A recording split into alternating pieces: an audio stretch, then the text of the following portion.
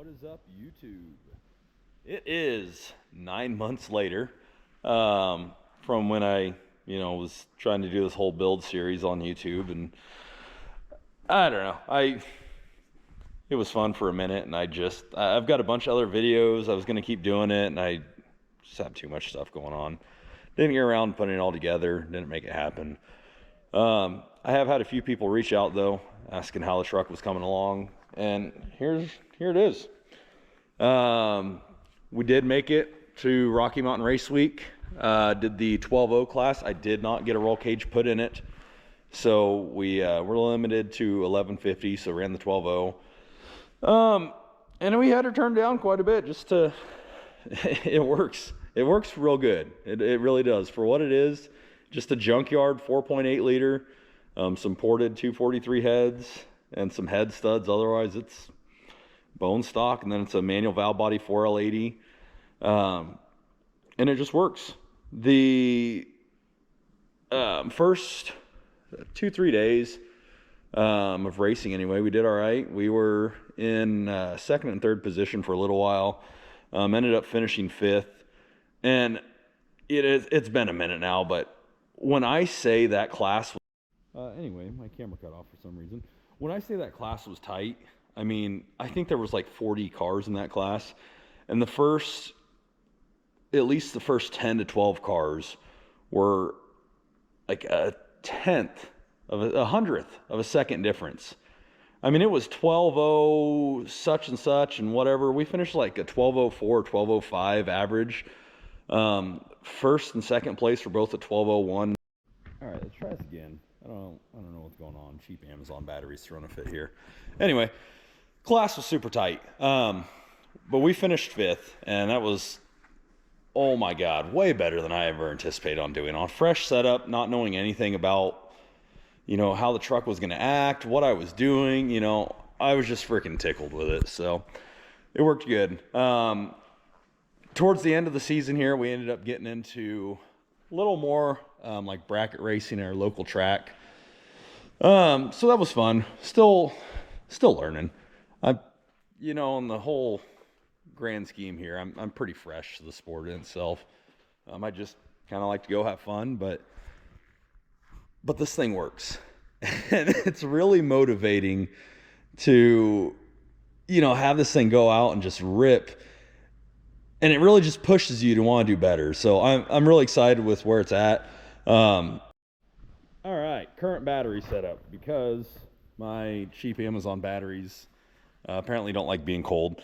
We have the jump pack, ran to a cord, ran to the GoPro.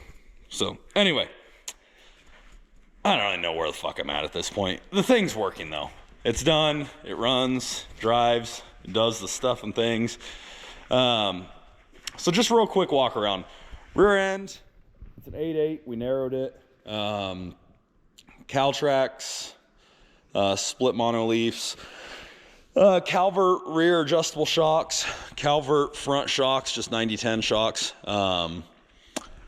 In the bed, we've got just the El Cheapo fuel cell. I don't remember. Amazon, Jeg, Summit, whatever. They're all made in the same place, I'm sure. Amazon battery mount in the back. We have the battery disconnect down here. It was, I don't know, Racetronics, Fastronics, something or other. Again, Amazon special. We've got, that's about it for the outside. We got some cool race car hood pins that were used, junk we had laying around. I'll get under the hood in a minute because that's a two-hand job and my hands are tied. Interior, still stock, didn't get around to a cage. We've got the Tinkercad. Oh man, I don't remember what size dash it was. It was too big for what they said would fit in here.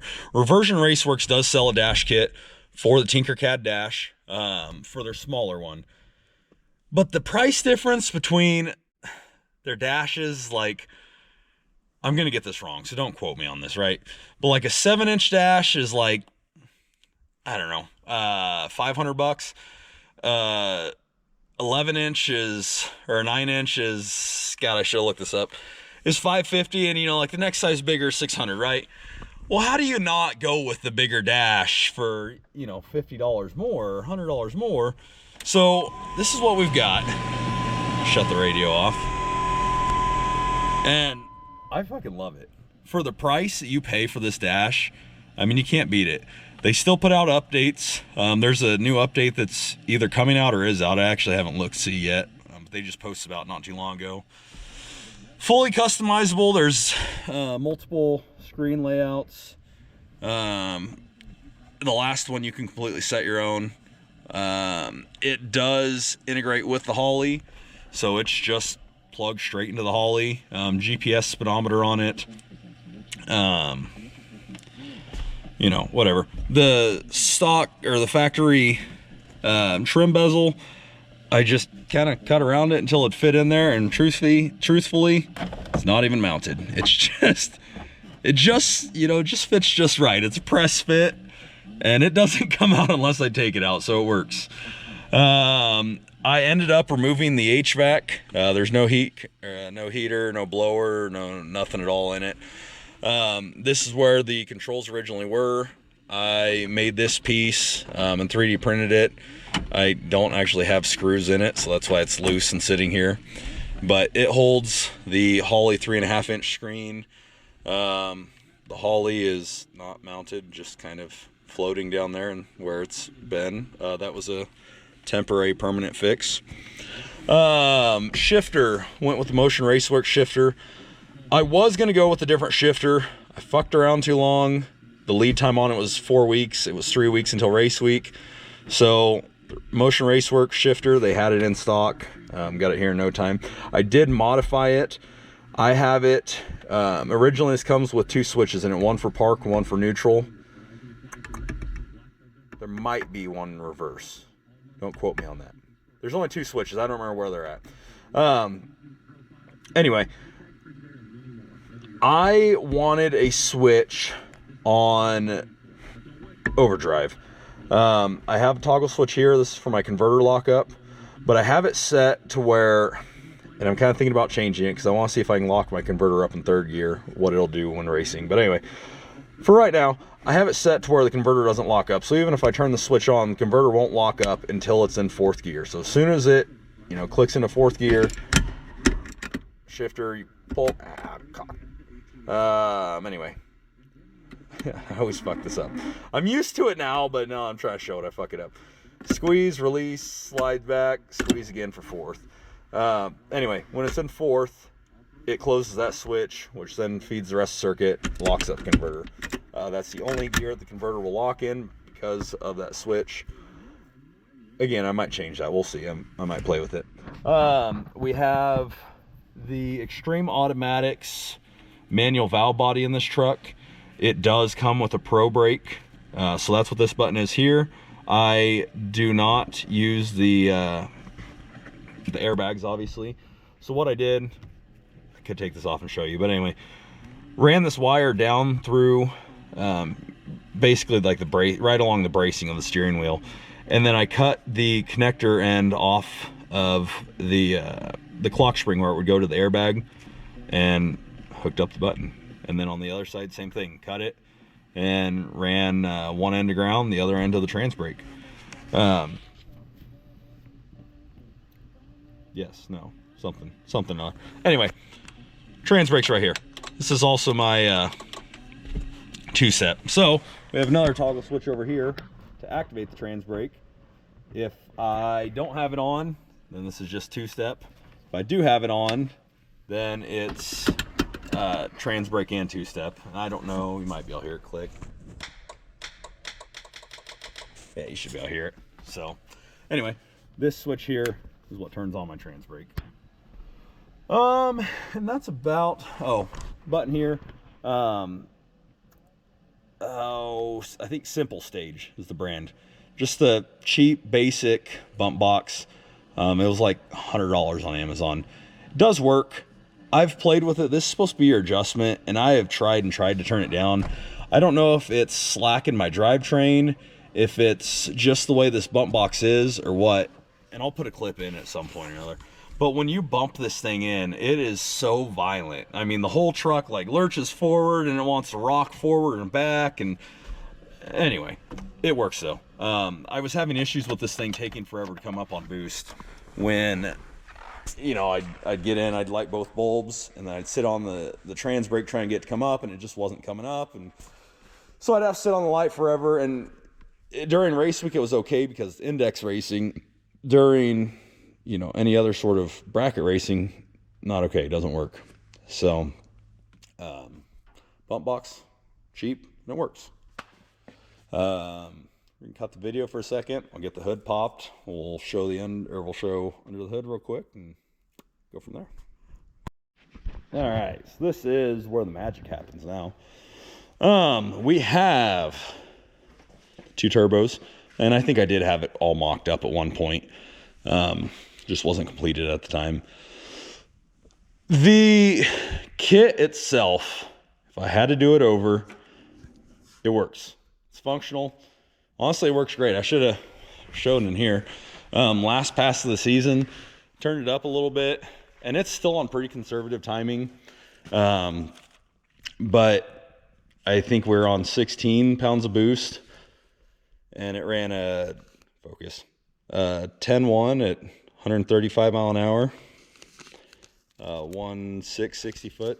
Not focusing very well, but I was freaking tickled. I'm on my 10-second pass. I'd made several 1/8 mile passes that were in the range, but I just didn't have that 10-second slip. So we got the 10-second slip, almost skipped the 10 seconds, but the little 4-point Great Leader, she's doing things.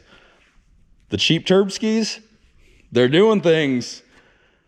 These things, I don't run those usually. I just put them on because I do actually drive this thing pretty frequently. So anyway, it's rolling, making noises, scared me. Anyway, the wastegate dumps, they just point straight down and just dump, blow on the tires.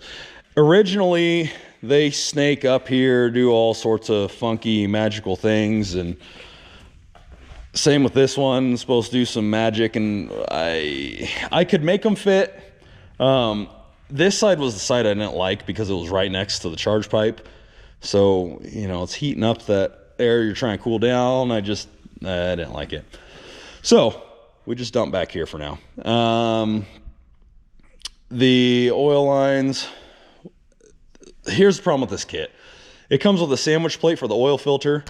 It does not fit. The lines they send you are too short. They don't work.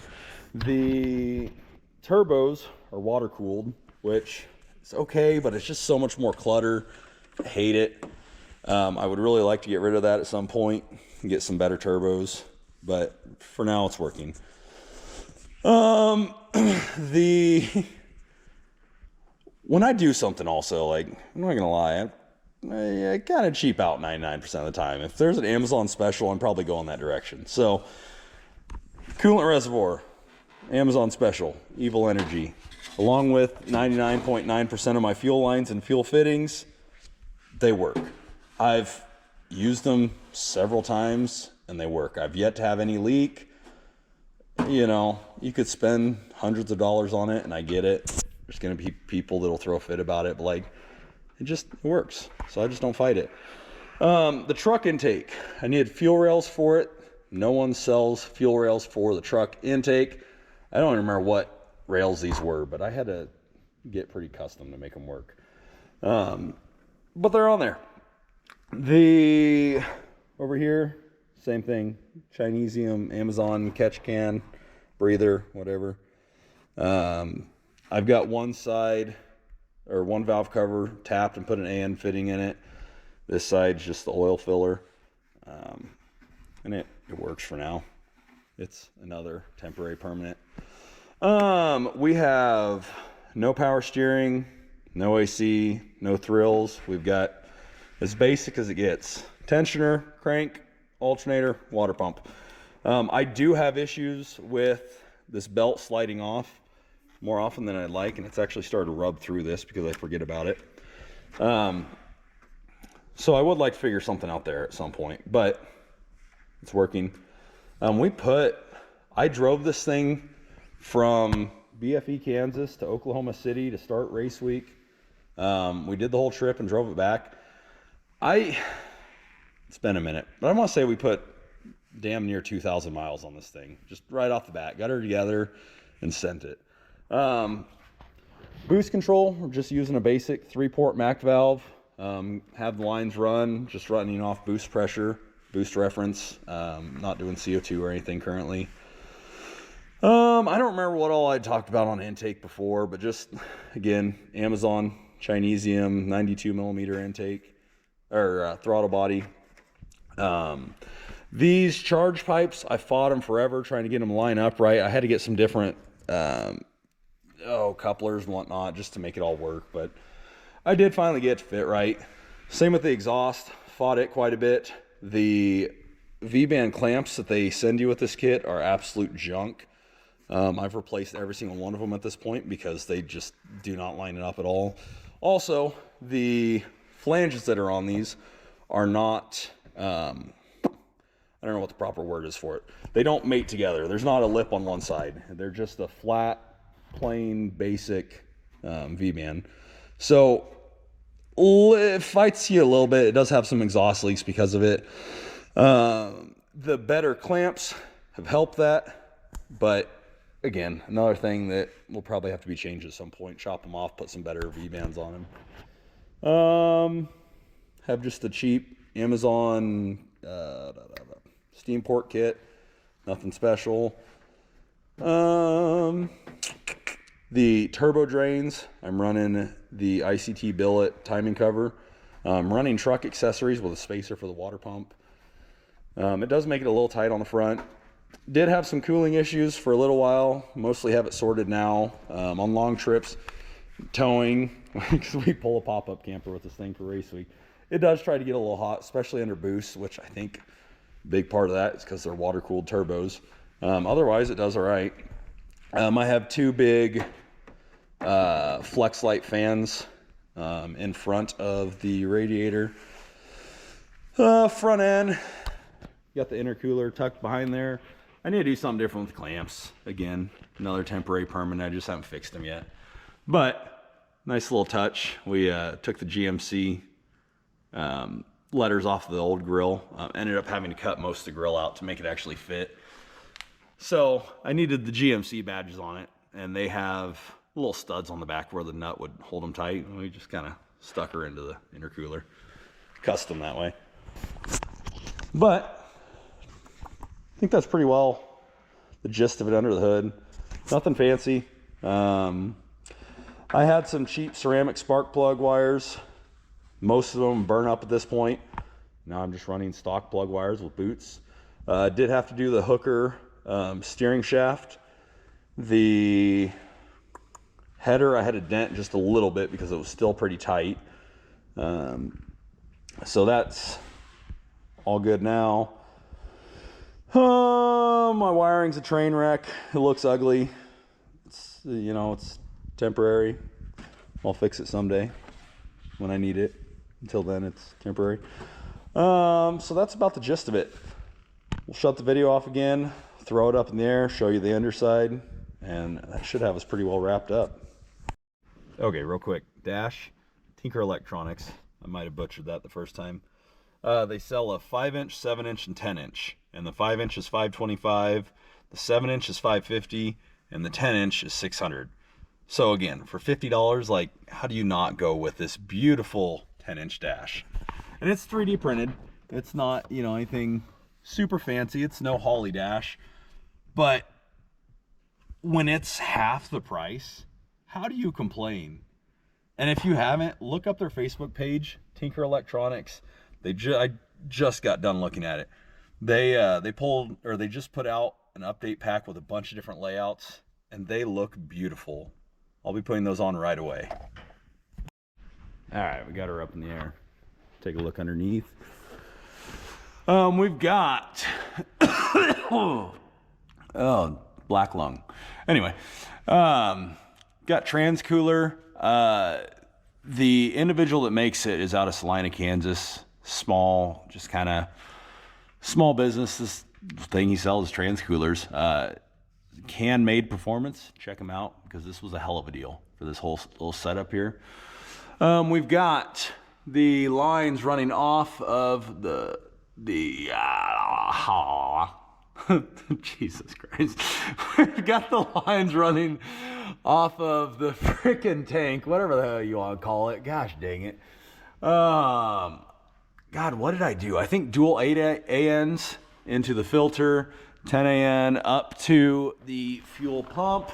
We've got a Magna Fuel 725 going into another filter, 10 AN from there up top, and then it goes into the regulator, splits from the regulator. Or no, it goes into the rails, splits, goes into the rails, back to the regulator, and it returns to the tank.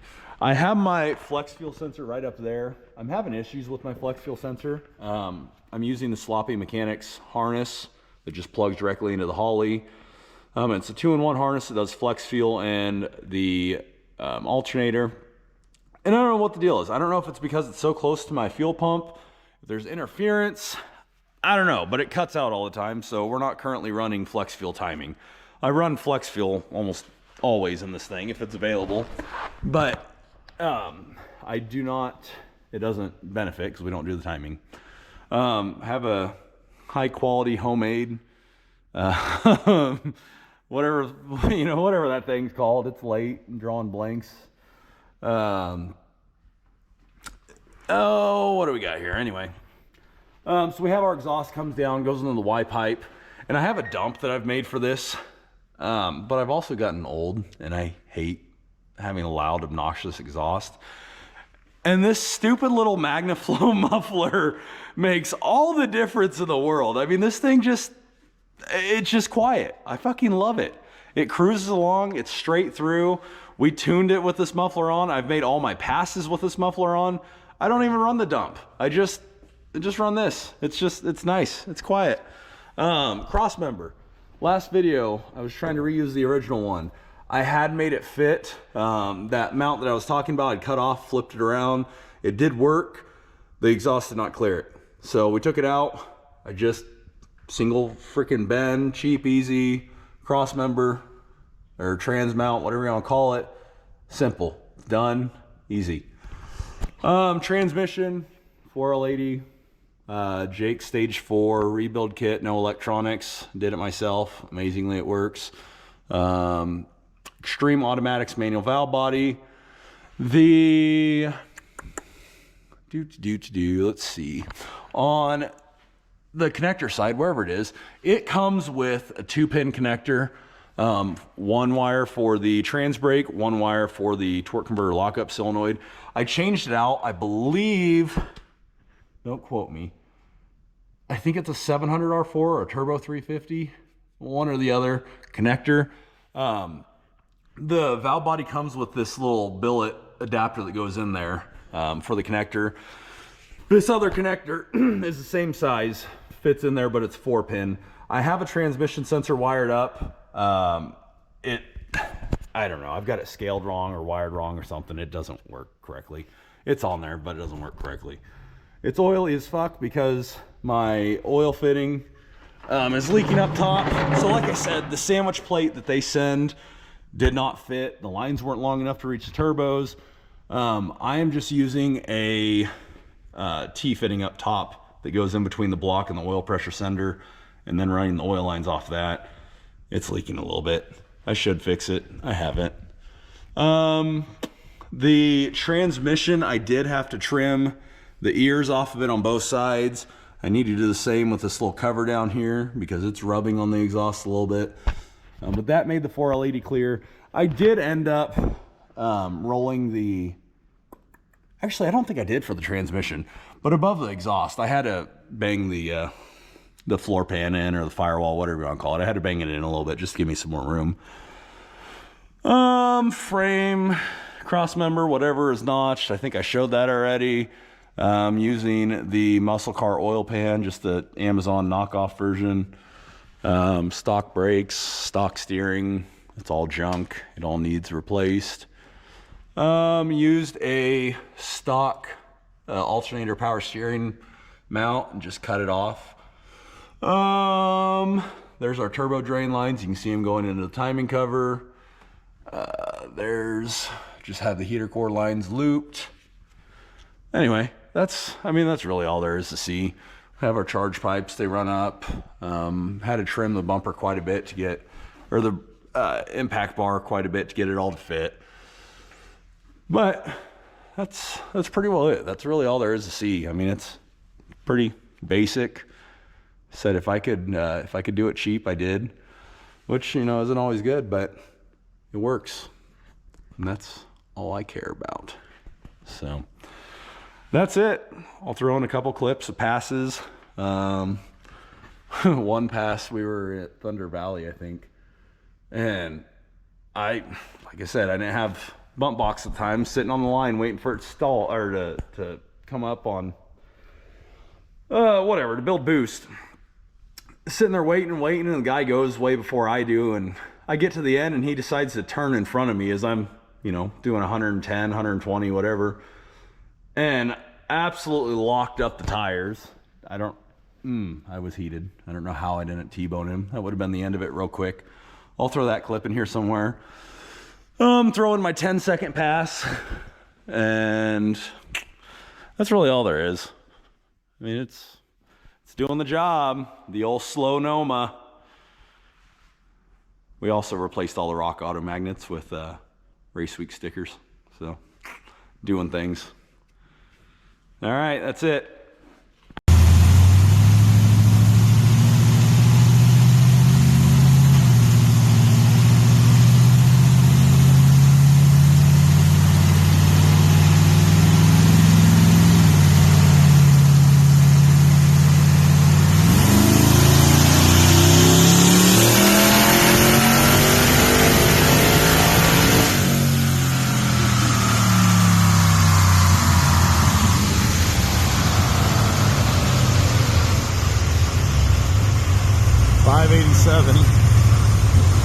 Spicy little 4.8. So we were advised that the fire department has a very unfortunate water leak right out front of their department. Definitely not a burnout pit.